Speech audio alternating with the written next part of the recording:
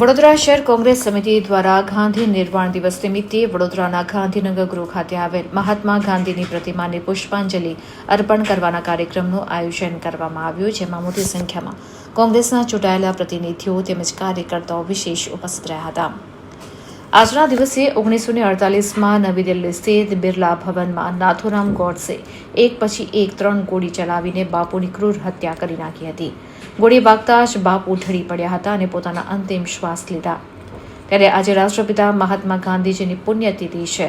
તેમની પુણ્યતિથિ હોવાથી દેશમાં શહીદ દિવસ તરીકે મનાવવામાં આવે છે. ભારતને અંગ્રેજોથી 15 ઓગસ્ટ 1947ના રોજ આઝાદી મળ્યાના 6 મહિના બાદ 30 જાન્યુઆરી 1948ના રોજ રાષ્ટ્રપિતા મહાત્મા ગાંધીજીની દિલ્હીના બિરલા હાઉસમાં નાથુરામ ગોડસે દ્વારા ગોળી મારીને હત્યા કરવામાં આવી હતી.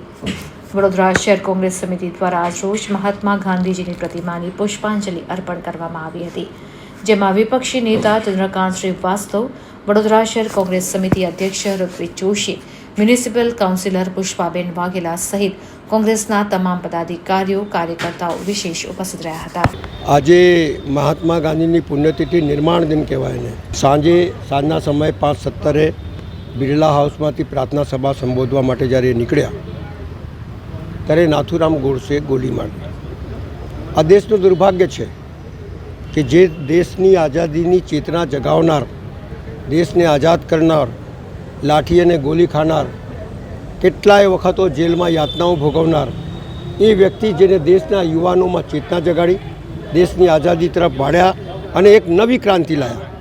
એ ક્રાંતિથી આ અંગ્રેજોને દેશ છોડી દેવું પડ્યું.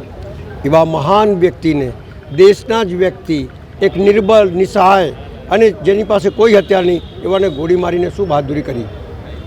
સવાલ એ છે કે કોઈ બી ક્રાંતિ કરનાર માણસને યાતના ભોગવવી પડે છે.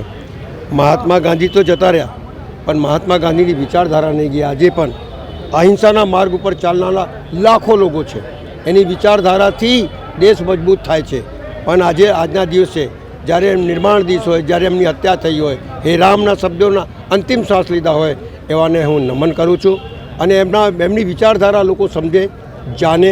આજે એની વિચારધારા ખતમ કરવાના લોકો હજારો પ્રયત્ન કરી રહ્યા છે, પણ આ વિચારધારા છે, વિચારધારા કોઈ દિવસ ખતમ થતી નથી. જ્યાં સુધી ભારત છે, જ્યાં સુધી દુનિયા છે, મહાત્મા ગાંધીની વિચારધારા બી ચાલશે અને લોકો મહાત્મા ગાંધીને બી યાદ કરશે.